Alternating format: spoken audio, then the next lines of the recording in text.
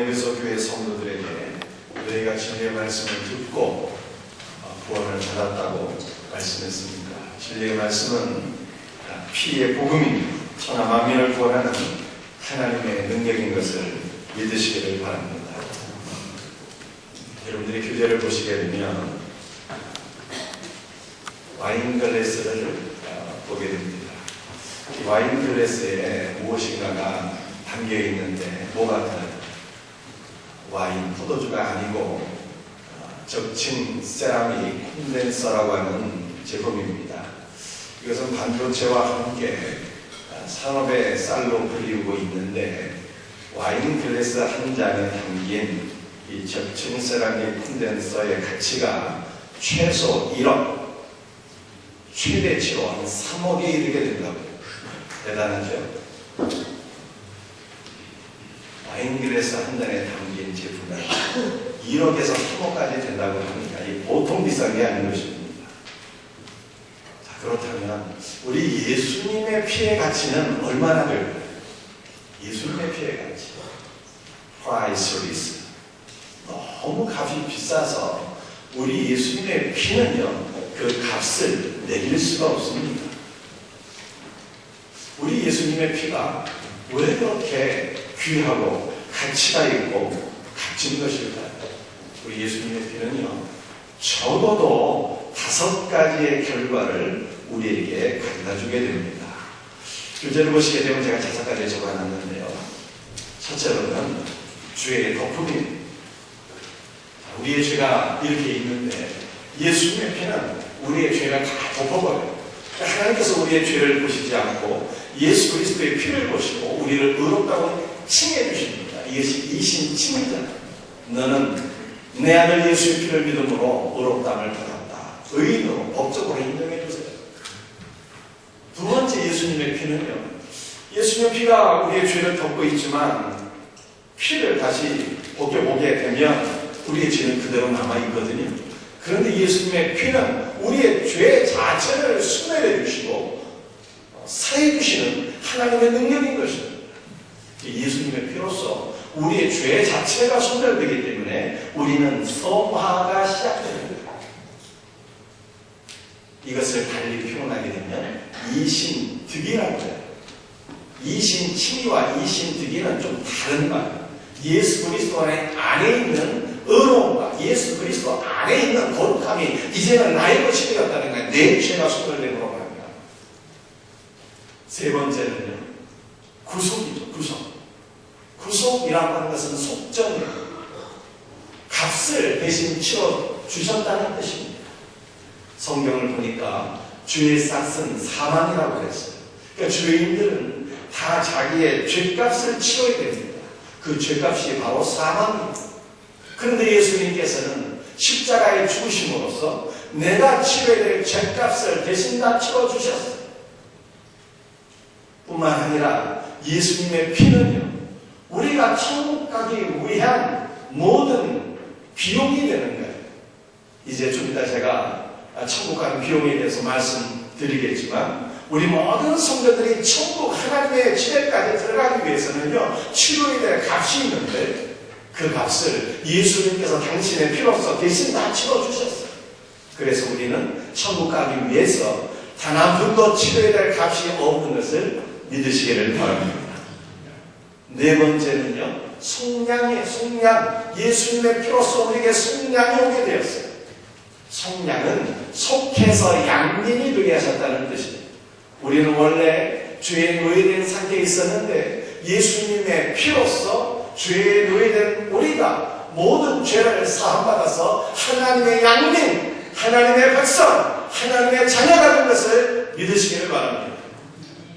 5번째 피로써 오게 된 결과가 있는데요. 그것은 관계의 회복입니다. 전에 죄인이었을 때는 우리가 하나님의 저주를 받는 자들이었는데 이제는 예수 그리스도의 피로 인해서 아버지와 우리가 하나님 아버지와 우리가 부자식이 되었어요. 하나님께서 나의 아빠가 되셨고요. 우리는 하나님 아버지의 아들이 되었고 딸이 된 것을 믿으시길 바랍니다.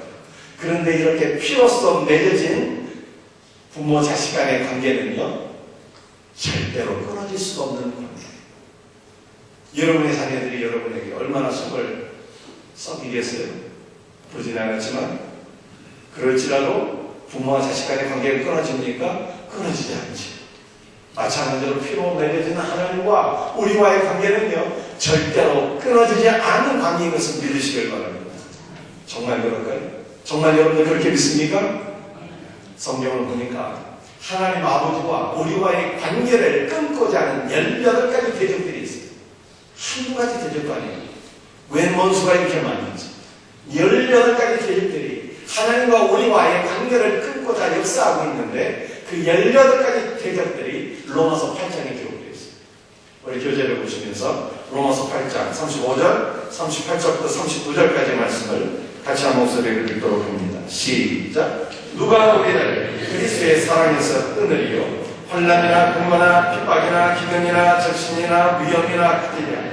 내가 확신하노니 사망이나 생명이나 천사들이나 권세자들이나 현재이나 장래이나 능력이나 높음이나 기쁨이나 다른 아무 피조물이라도 우리를 우리 주 그리스도 예수 안에 있는 하나님의 사랑에서 끊을 수 없으리라.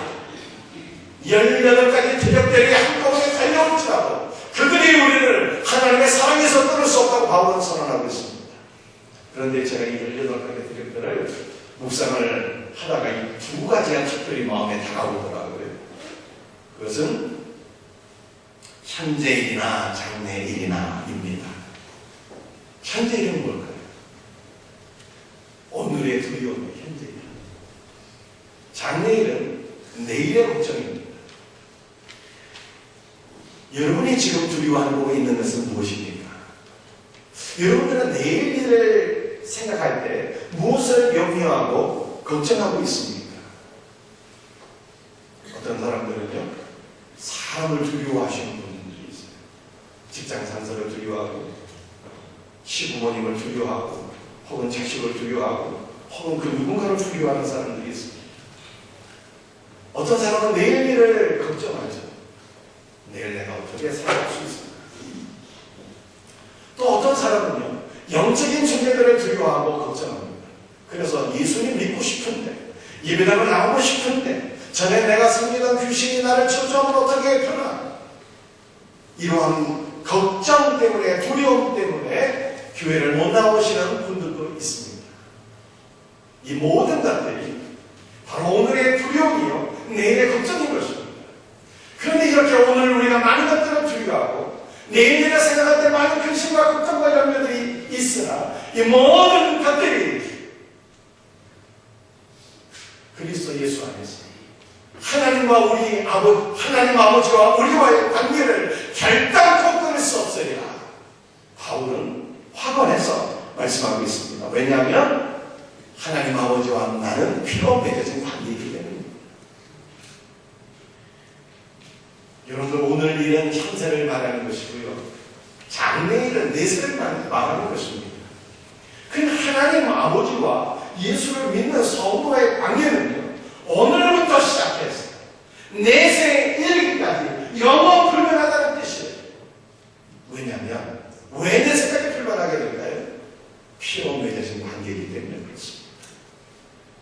특별히 장래일이라고 하는 것은요, 하나님의 복종까지 의미를 하는 거예요. 믿는 성도들에게도 최후의 심판이 다 있는데 우리가 하나님 앞에 서게 될 날들이 다 오게 되는데 하나님의 법정에서 그 어떤 존재도 그 누구도 우리를 정죄하거나 대답할 필자가 없다는 뜻입니다. 장래의 그 무엇도 하나님의 법정에서 그리스도 예수 안에서 하나님의 사랑으로부터 우리를 끊을 자가 없다. 왜 그렇습니까? 하나님과 우리는 피로 맺어진 관계이기 때문에 그렇습니다. 그러니까 우리의 구원이 취소가 되지 않는다는 뜻이죠. 우리의 구원은, 우리의 자녀됨은 예수 그리스도의 피로써 주어진 것이기 때문에 이렇게 내가 구원받은 것은 결단코 취소되지 않는다는 거예요. 바울은 4가지 근거로서 우리의 구원이 결단코 취소될 수 없다는 것을 말씀하고 있어요. 그 4가지 근거가 무엇입니까? 로마서 8장 34절에 나와 있어요. 같이 읽습니다. 누가 전제하니 죽으실 뿐 아니라 다시 살아나신 이는 그리스도 예수시니 그는 하나님 우편에 계신 자요 우리를 위하여 간구하시는 자신이라. 누가 정리할 수 있겠는가? 누가 우리를 생각할 수 있겠는가? 어떠한 대적이 있을지라도 18가지 대적들이 한꺼번에 달려올지라도 우리를 그리스도 예수 안에 있는 하나님의 사랑에서 결단코 끊을 수 없습니다. 바울은 믿음의 고백을 하고 있습니다. 4가지 근거를 가지고 첫 번째는 그의 죽으시며, 두 번째는 그가 다시 살아나시며, 세 번째는 그가 보좌 우편에 계시며, 네 번째는 그가 보좌 우편에서 우리를 위해서 중보 기도하고 계시기 때문입니다. 그런데 이 4가지 근거 가운데 첫 번째 근거가 가장 강력한 근거예요. 그의 죽으심, 그의 피. 예수의 피로 우리는 하나님 아버지와 더불어서 끊을래야 끊을 수 없는 관계가 되었기 때문에 그 어떤 대적도 우리의 구원을 취소시킬 수 없다라고 하는 것을 바울이 말씀하고 있습니다. 저와 여러분의 구원은 취소될 수 없는 확정된 구원인 것을 믿으시길 바랍니다. 에베소 1장 13절에서 14절 오늘 본문 말씀인데 교재를 보시면서 우리 한번 같이 읽도록 합니다. 시작. 약속의 성령으로 인치심을 받았으니 이는 우리의 기업의 보증이 되사. 바울은 성령님을 약속의 성령이다 이렇게 말씀하고 있습니다. 구약 성령을 보면 하나님께서 우리에게 성령을 보내주실 것을 약속하셨고요. 그 약속을 따라서 오순절에 성령께서 우리에게 오셨고요. 지금도 하나님은 성령을 약속을 따라 우리에게 보내주고 계십니다. 그래서 성령님을 약속의 성령이다 이렇게 표현하고 있습니다. 약속하신 성령께서 우리에게 오신 이유와 목적이 무엇입니까? 그것은 우리의 구원의 보증이 되시기 위함입니다. 성령께서 우리가 믿음으로 말미암아 얻은 구원의 보증이 되신다는 뜻이 무엇입니까? 약속하신 성령께서 우리에게 오셔서 인을 쳐주셨는데 이것은 우리가 하나님의 소유가 되었다고 하는 확증이라 이 뜻입니다. 여러분 우리가 아파트 매매할 때 계약서를 딱 쓰잖아요. 계약 조건을 씁니다. 계약금, 중도금, 잔금 언제 지불할지 그리고 계약서에 도장을 다 찍잖아요. 그래서 이 모든 계약의 조건들이 이수가 되면 이제 아파트는 소유권이 넘어간다는 거예요. 도장을 찍는다는 것은요 소유권의 확증입니다. 성령께서 우리에게 오셔서 도장을 찍어주셨어요. 이것은 우리가 하나님의 자녀가 되었다고 하는 하나님의 소유가 되었다고 하는 확증이에요. 그런데 성령께서는요 이미 우리가 예수를 믿어서 하나님의 소유가 되었고 하나님의 자녀가 되었다는 것을 확증해 주실 뿐만 아니라 마침내 우리가 구원의 완성에 이르게 될 것이라고 하는 보증이 되어 주셨다는 말씀입니다. 따라서 성령을 받았다는 것은 내가 이미 구원을 받았고 구원의 완성에 이르게 될 것이라고 하는 확실한 증거요 보증인 것을 믿으시기를 바랍니다. 성령께서 성도들의 구원의 완성에 대한 보증이라고 하는 것은 우리의 구원이 취소가 될 수도 있다는 뜻입니까? 아니면 취소가 되지 않는다는 뜻입니까? 김지선 안 되는 것이죠. 성령께서 도장을 찍어주고 이미 하나님의 자녀가 되었고 마침내 구원의 완성에 이르게 될 것이라고 하는 약속으로서 도장 찍어주십니다. 그래서 우리의 구원은요 절대로 취소가 되지 않아요. 마침내는 구원의 완성에 이르게 됩니다. 여러분 구원의 완성이 뭐예요? 구원의 완성은 영화 우리가 주님과 같이 되는 거예요. 요한일서에서 말씀하고 있는 거죠. 언제 이루어지게 됩니까? 정말 우리 주님 다시 오실 때 구원의 완성에 이르게 되는데 성령님은 우리가 구원의 완성에 이르게 될 것이라고 하는 약속으로 보증으로 오셨다라고 하는 말씀입니다. 구원의 완성은 종말에 이루어질 은혜이지만 성령을 받은 성도는 지금 구원의 완성을 확신하며 살아야 됩니다. 이것이 진정한 성도들이 가져야 될 믿음인 것을 믿으시길 바랍니다. 여러분들 가운데 결혼반지 끼고 계신 분들 계시죠? 결혼 반지는 무엇입니까? 결혼하자고 하는 내 당신을 사랑하는 결혼합시다. 결혼을 하자고 하는 그 약속이에요. 약속하면서 결혼합시다 하면서 프로포즈 하면서 결혼반지 끼워주잖아요. 그런데 결혼반지 자체는 결혼을 약속하는 것이지 결혼 생활 자체는 아니고, 그러나 성령님은 우리들에게 너는 하나님의 자녀가 되었고 구원의 완성에 이르게 될 것이다, 약속의 도장을 찍어주셨어요. 그런데 우리에게 보증으로서, 구원의 완성에 대한 보증으로서 오신 성령님은 구원 그 자체가 되십니다. 성령께서 나에게 오셨다는 것은요, 이미 나에게 구원이 이루어지게 되었고 이미 나는 하나님의 구원 안으로 들어가게 되었다는 것입니다.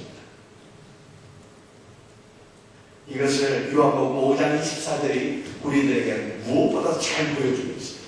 여러분들 신약 성경 요한복음 5장 24절 말씀을 한번 같이 읽도록 합니다. 내가 진실로 진실로 너희에게 이르노니 내 말을 듣고 또 나 보내신 이를 믿는 자는 영생을 얻었고, 여기까지. 내 말을 듣고 나 보내신 이를 믿는 자는 영생을 얻었대. 여러분들 영생이 무엇입니까? 영생이 뭐예요? 영원한 생명이잖아요. 그런데 성경은요, 영생을 예수님이라고 말씀합니다. 예수님이 그렇게 말씀하셨어요. 내가 길이요 진리요 생명이니.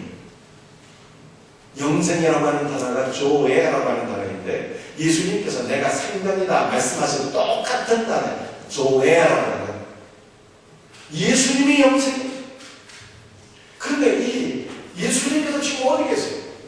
내가 예수 그리스도의 말씀을 듣고 믿게 될 때 예수님이 내 안에 들어오시죠. 그래서 영생은 내가 죽어서 나중에 죽은 이후에 얻는 것이 아니라 영생을 얻었고가 현재. 이미 내 안에 영원한 생명이신 예수님께서 믿음으로 말미암아 들어오게 되었는데, 이것은 내가 지금 영생을 얻게 되었다는 뜻입니다. 이미 영생이 여러분들한테 주어진 것을 믿으십니까? 그 증거가 뭐예요? 바로 성령입니다. 누구든지 성령으로 아니하고는 예수를 주시라 고백할 수 없다고 그랬어요. 그래, 내가 예수 그리스도를 믿는 것은 내 안에 성령께서 오신 것이고, 성령이 내 안에 오신 것은 내 안에 영생이 이미 주어졌다고 확증해요. 영생은 지금 나에게 주어지는 거예요. 그래서 신자는 지금부터 영원한 생명을 누리며 사는 것입니다. 영생을 얻었고 심판에 이르지 아니하나니 사망에서 생명으로 옮겼느니라. 영원한 생명은 지금 우리에게 주어지는 것이고요, 사망에서 생명을 옮겼다는 것은 결단코 구원이 취소가 되지 않는다는 뜻입니다. 사랑하는 성도들의 구원이 무엇입니까? 10원에서 이런 모자라는 거 아닙니다. 구원은요, 이사가는 거예요. 그럼 따라봅시다. 구원은 이사가는 것이다.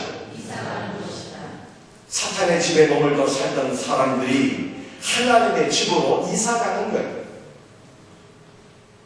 사망에서 생명으로 옮겨지는 거예요. 지옥에서 천국으로 옮겨지는 것입니다.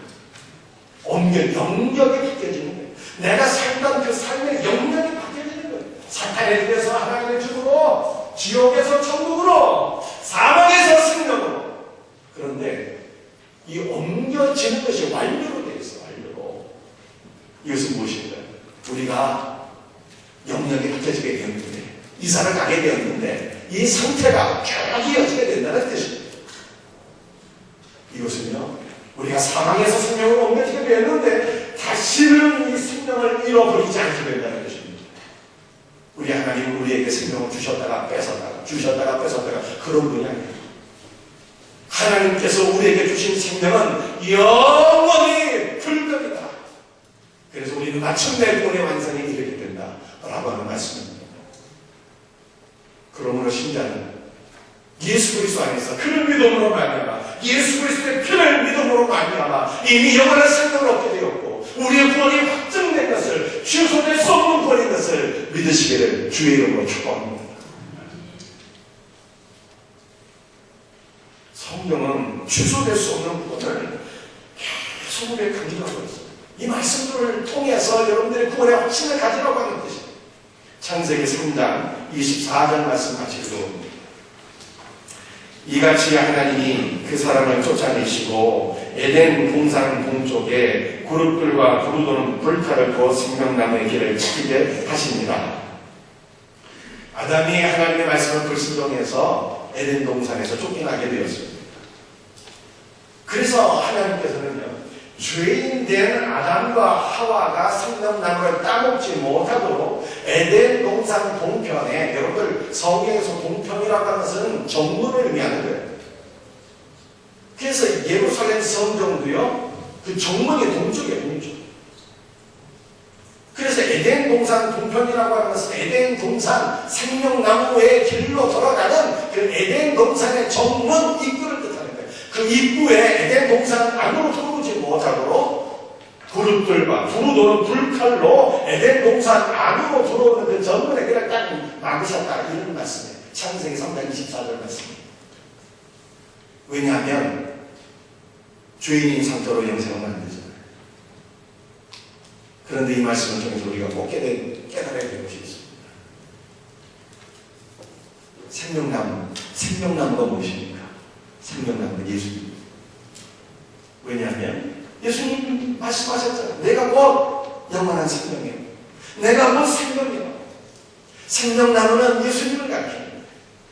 그런데 그 생명나무 되시는 예수님께서 지금 어디 계세요? 지금 어디 계십니까? 예수 그리스도를 믿는 저와 여러분의 우리 영혼 안에 예수님 계시죠. 여러분 믿습니까? 우리 안에 예수님 계시죠. 믿으시면 아멘 하시기 바랍니다. 그래서 여러분들 이 창세기 3장 24절은 무슨 말씀인가 하면 우리 안에 주어진 영원한 생명을 그 누구도 빼앗아가지 못하고 하나님께서 그룹들과 두루두루 불칼로서 우리의 심령을 견고하게 지켜주신다, 이 뜻입니다. 우리 하나님께서 그룹들과 두루두루 불칼로 우리 안에 있는 영원한 생명을 지켜주시기 때문에 신자는요, 결단코 영원한 생명을 잃어버릴 수가 없습니다.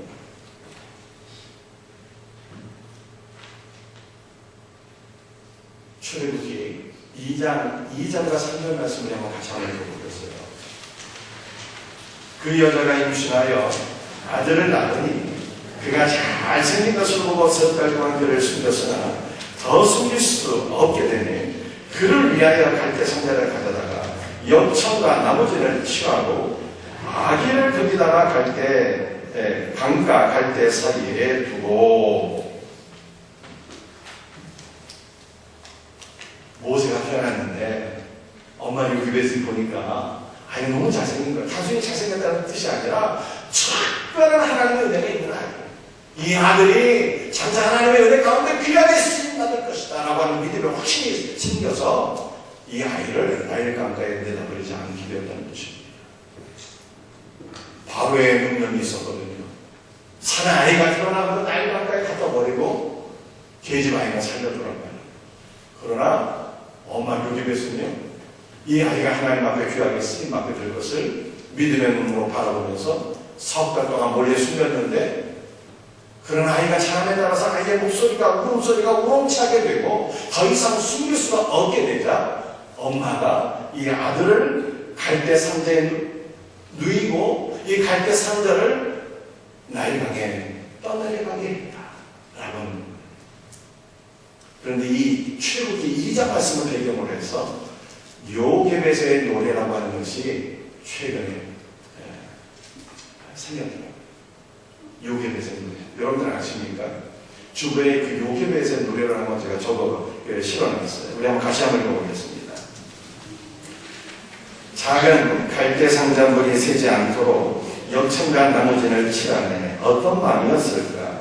그녀의 두 눈엔 눈물이 흐르고 흘러 동그란 눈으로 엄마를 보고 있는 아이와 입을 맞추고 상자를 덮고 강가에 띄우며 간절히 기도했겠지.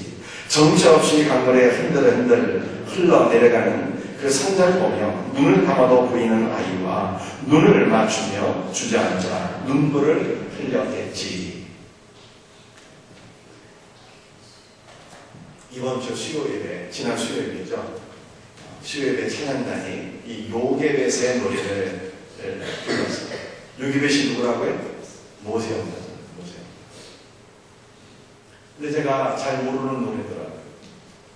같이 따라하지는 못했는데 찬송을 들으며 그 찬송, 그 찬양의 글들을 마음으로 묵상하다가 이렇게 하나님의 은혜가 크게 깨달아지게 되었어요. 여러분들 사랑하는 아들을 떠나보내는 그 요기벳의 마음이 들어집니다. 사랑하는 아들을 갈대 상자에 뉘고 그 아들이 된 그 갈대 상자를 나일강에 흘러가게 했을 때 그 엄마의 마음이 얼마나 애절했겠어요. 나의 생명보다 더 귀한 아들인데 그 엄마의 마음이 얼마나 아프고 고통스럽겠습니까? 그런데 그 엄마의 마음이 바로 누구의 마음인 거예요? 바로 우리 하나님 아버지의 마음입니다. 여러분, 이 모세는 누구입니까? 모세는 예수님이거든요. 예수님의 상징이잖아요. 이 모세가 애굽 가운데서 이스라엘 백성들을 구원하지 않습니까? 예수님의 상징이라고. 여러분들, 우리 하나님 아버지께서요, 이 세상 가운데 우리를 구원하기 위해서 아들을 보내주셨는데 그 아들이 그저 편하게 살다가 우리를 구원하신 것이 아니라 십자가의 고난을 통해서 그 죽으심을 통해서 그 피값으로 우리를 구원하셨어요. 예수님께서 하나밖에 없는 독자 예수 그리스도를 이 땅에 보내시는데 우리 하나님 아버지의 마음이 얼마나 아프셨겠어요. 예수님을 보내는 아버지 하나님의 마음 너무나도 애처로 고통스러워 말로는 표현할 수 없는 슬픔이 가득 찼어요. 그럼에도 불구하고 그 아들을 우리를 위해서 보내주셨다. 여러분들 성경을 보게 되면요, 하나님 아버지의 마음, 아들을 보내시는 아버지 하나님의 마음을 온전히는 아니고요, 조금이라도 이해한 두 명의 성도가 있어요. 그 두 명이 누구일까요? 그 두 명이 아브라함과 요게벳이에요. 아브라함도 자기 사랑하는 독자 이삭을 하나님 앞에 은자로 제물로 드리지 않습니까? 그 사랑하는 아들, 내가 눈에 넣어도 아프지 않을 그 아들, 내 생명보다 더 귀한 그 아들을 칼을 꿰어서 죽이려고 했는데 그 진짜 듣는 아버지의 마음, 그 마음이 바로 누구의 마음이? 하나님 아버지의 마음이죠. 모세를 갈대 산자에 넣고 나일강가에 떠나보며 한없이 울던 그 요게벳의 눈물이 누구의 눈물인 거예요? 바로 우리 하나님 아버지의 눈물이에요.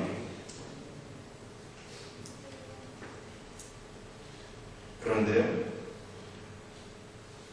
갈대 상자 안에 들어간 모세는 누구일까요?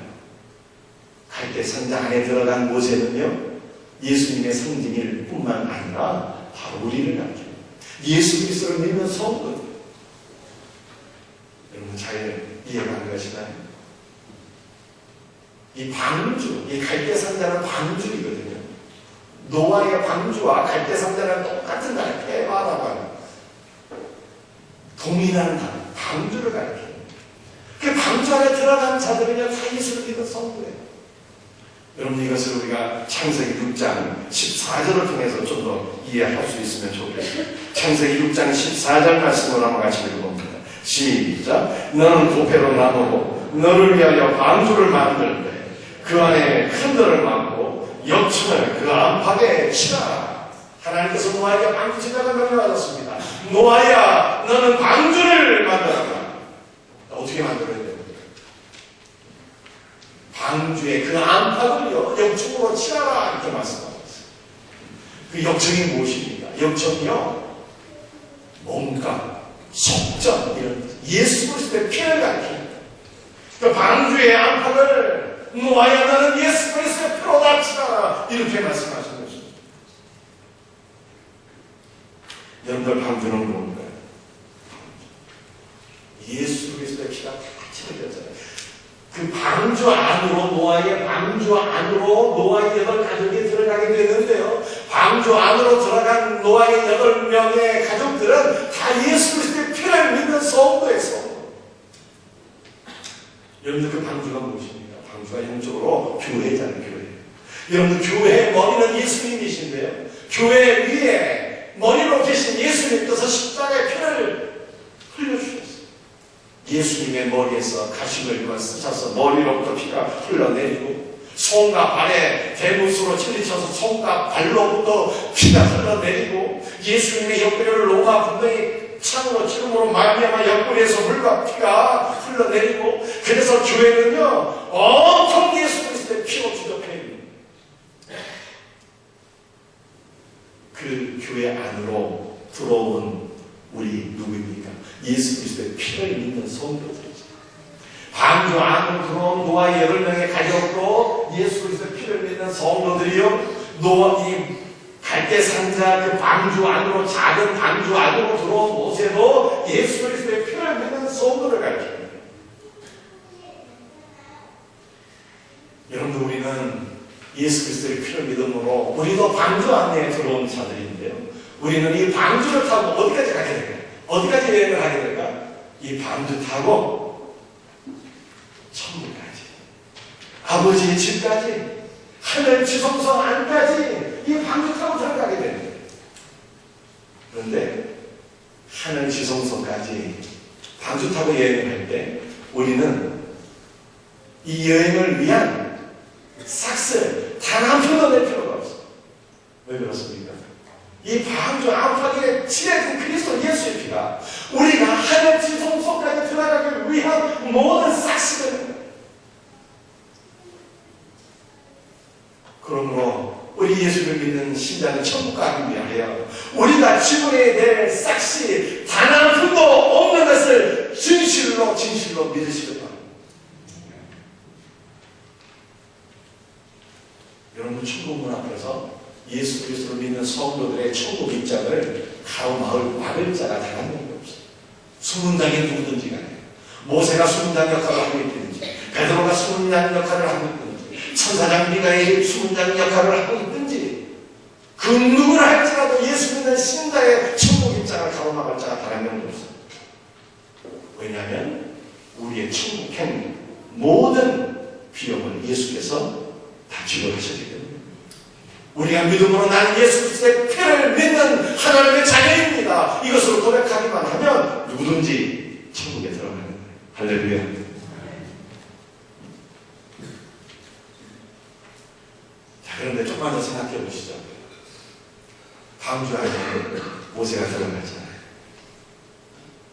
근데 모세가 어떻게 들어갔을까요? 태어난 이제 석 달 됐는데 걸어서 뛰어서 엉금엉금 기어서 지가 방주 안에 들어갔습니까? 갈대상자 안에 지 스스로 들어간 거예요? 그것이 아니고 엄마를 믿으시 어린 핏덩이 모세를 방주 안에 드립니다. 이것은 우리가 영적인 방주인 교회 안에 어떻게 들어오게 되었다는 뜻입니까?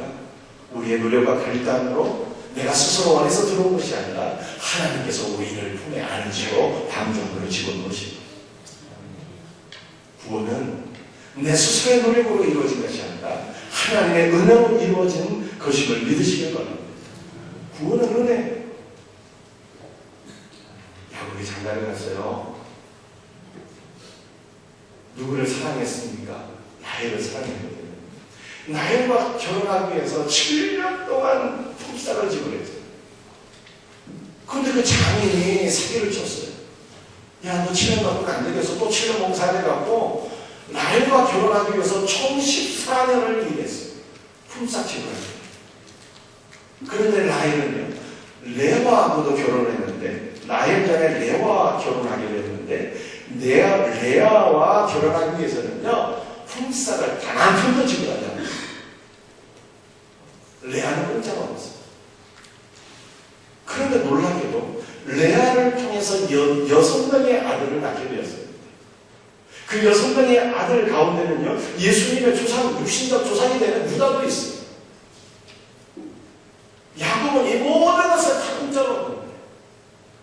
레아도 공짜로 얻고, 6명의 아들도 공짜로 얻고, 그래서 공짜로 예수님의 조상이 되었고, 그런데 성경은요, 그리스도 예수 안에서 이처럼 공짜로 우리에게 주어지는 것이 많이 있는데 진짜 공짜로 주어지는 것이 진정한 하나님의 선물이요 하나님의 은혜라고 하는 것입니다. 구원은 내가 노력해서 얻는 게 아니에요. 하나님께서 우리에게 선물로 주시는 거예요. 공짜로 은혜로 주시는 거예요.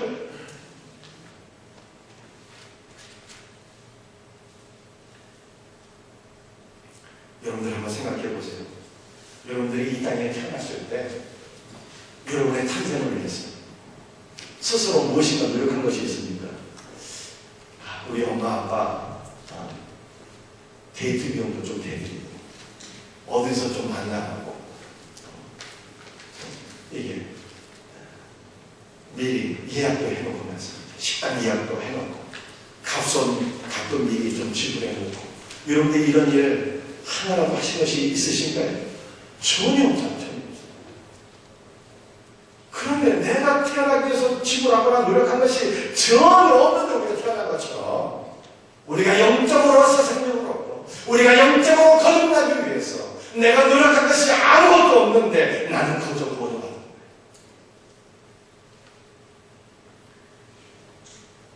여러분들 인간은요 스스로 자신을 구원할 수 있는 존재가 아닙니다. 구원은 하나님의 은혜로 얻어지게 되는 거예요.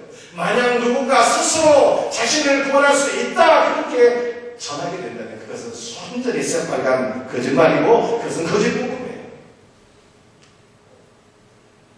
구원은 하나님의 은혜 믿습니까? 예수 그리스도의 피값으로 주어진 선물입니다. 그리스도의 피는 세상 모든 죄인들을 구원하고 남을 만한 하나님의 능력인 것을 믿으시길 바랍니다. 그래서 예수 그리스도의 피로 주어진 구원은요 하나님의 능력이고 너무나도 귀한 가치이기 때문에 우리의 구원은 절대로 취소가 되지 않아요. 그리고 마침내 피로서 얻은 구원은요 마침내는 구원의 완성에 이르게 되는 것입니다. 이 보증으로 누가 오셨다고요? 마침내 구원의 완성에 이르게 되는 보증으로 성령께서 오십니다. 여러분들이 이제 조금 더 중요한 말씀을 제가 드리고자 해요. 더 잘 들으셔야 돼요. 우리가 하나님의 은혜로 구원을 받았습니다. 그리고 마침내는 구원의 완성에 이르게 됩니다. 이것은 구원받은 신자가 죄 가운데 살다가 부끄러운 구원을 받게 된다는 것이 전혀 아니에요. 하나님의 은혜로 구원을 받은 신자는 성경에 말씀하는 것처럼 예수 그리스도의 장장 분량까지 자라나라고 말씀하고 있지 않습니까? 믿음이 성장하다가 마침내는 구원의 완성에 이르게 된다는 뜻입니다. 이 보증으로 성령께서 오셨어요.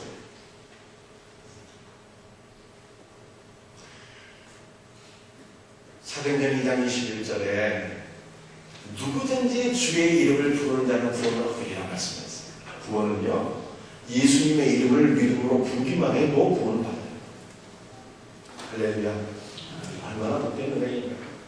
주의 이름을 부르기만 해도 구원받아요. 구원은 하나님의 은혜예요.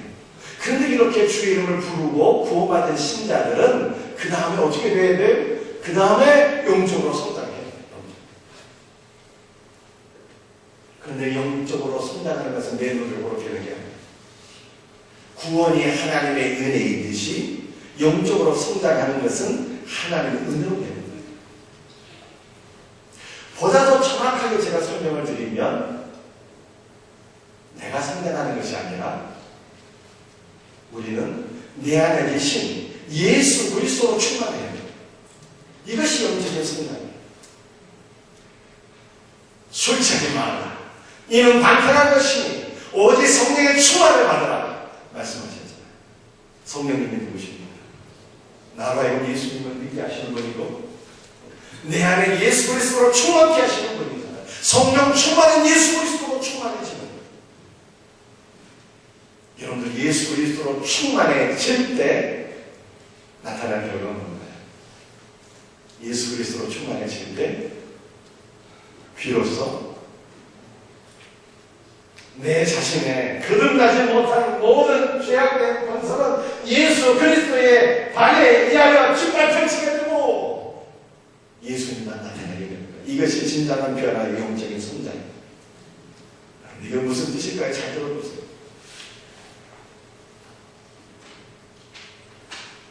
제가 원한매를 키우고 있잖아요. 그죠? 그런데 오남매를 키우면서 제가 느끼는 것이 모든 인간 유형들이 다 여기 있는 것 같아요. 오남매를 보면서 모든 인간 유형들을 다 이해하고 참 하나님께서 부모라고 말씀하시는구나, 이런 하나님의 메시지를 느껴요. 오남매를 키우면서 보는 것은요, 늘 자녀들에 대해서 기대를 하고 기도를 하고 하지만 아이들은 변화되지 않더라고요. 인간은 변화되는 존재가 아니에요. 여러분들 무엇보다도 제가 저 자신을 보니까, 제가 우리 엄마 뱃속으로부터 지금까지 57년 동안 제가 저와 더불어 살았죠.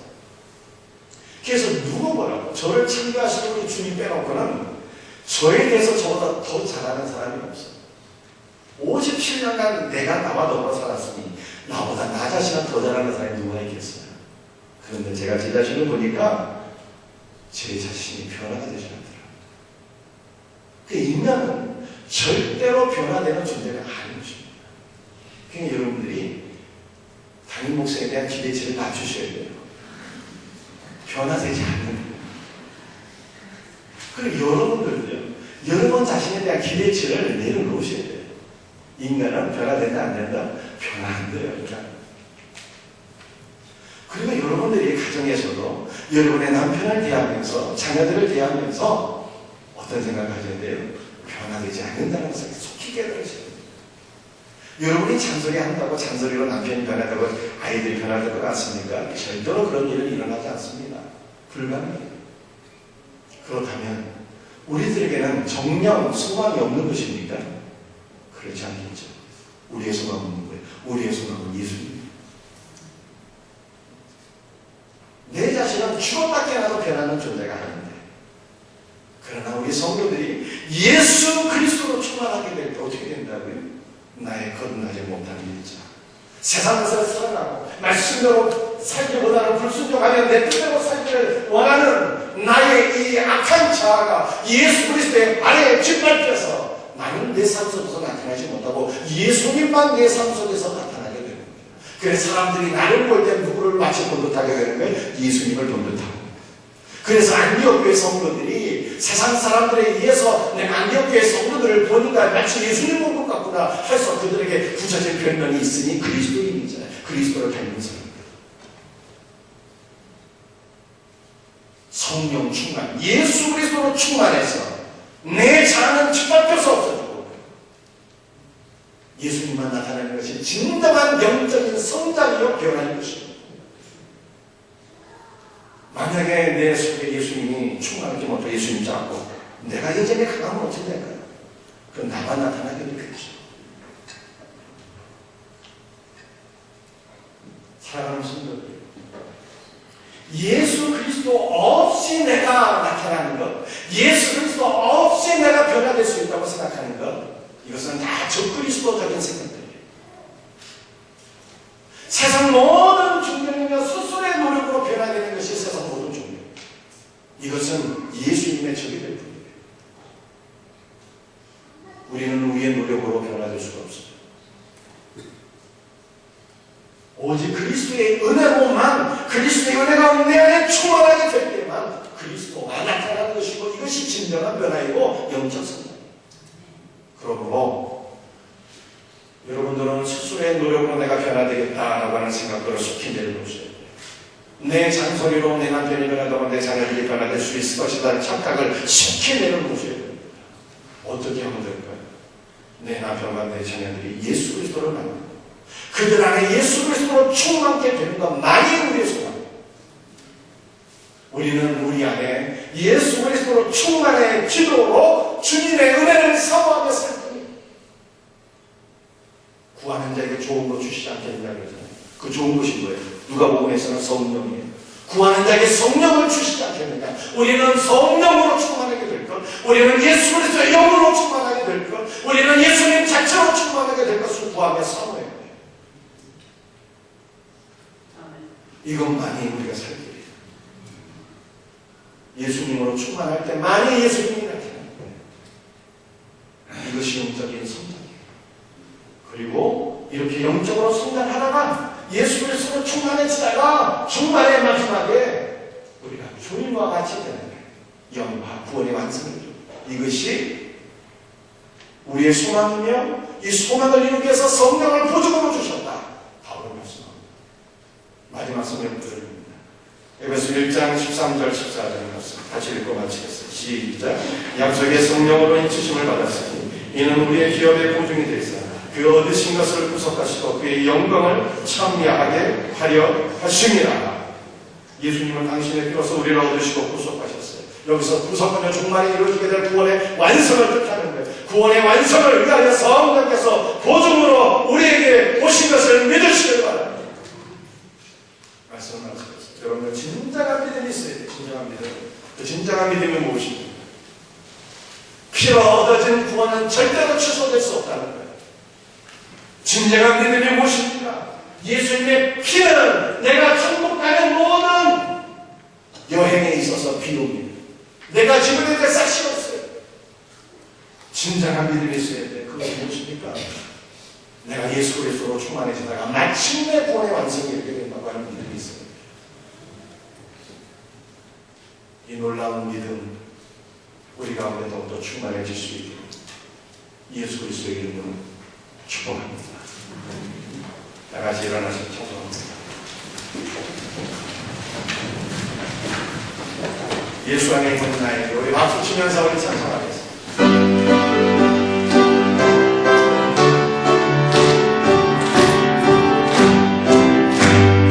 예수 안에 있는 나에게 갈 것 없네 하옵네.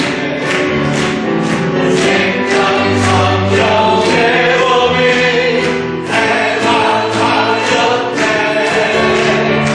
예수 안에 있는 나에게 갈 것 없네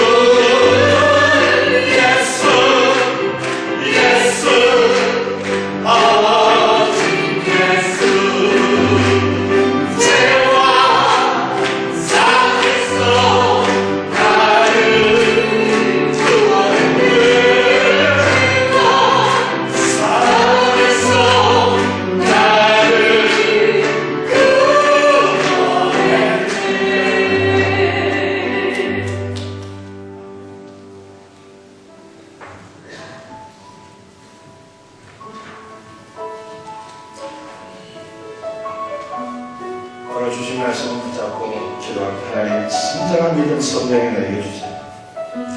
구원은 충분하지 않는다고 하는 그 믿음이에요. 예수님의 피는 내가 천국 들어가기 위한 모든 비용이에요. 내가 지불해야 될 비용이 전부입니다. 여러분들, 내가 성장하는 게 아니에요. 내가 변화될 수 없어요. 진정한 영적 성장은 예수 그리스도로 충만해지는 거예요. 주님이 충만해질 때 내 악한 근성이 짓밟히게 됩니다. 예수 충만하게 없어서, 성령 충만하게 없어서 기도합시다. 또 오늘 특별히 우리 강원도에 산불이 나서 많은 이재민들 발생했는데 주님 위로하시고 속히 복구되게 하옵소서. 우리 사랑하는 우리 형제들을 위해서 우리 한번 중보기도 또한 할 수 있기를 원합니다. 우리 이와 같은 기도의 제목으로 다같이 주여만 외치고 기도드립니다. 주여 역사하여 주옵소서.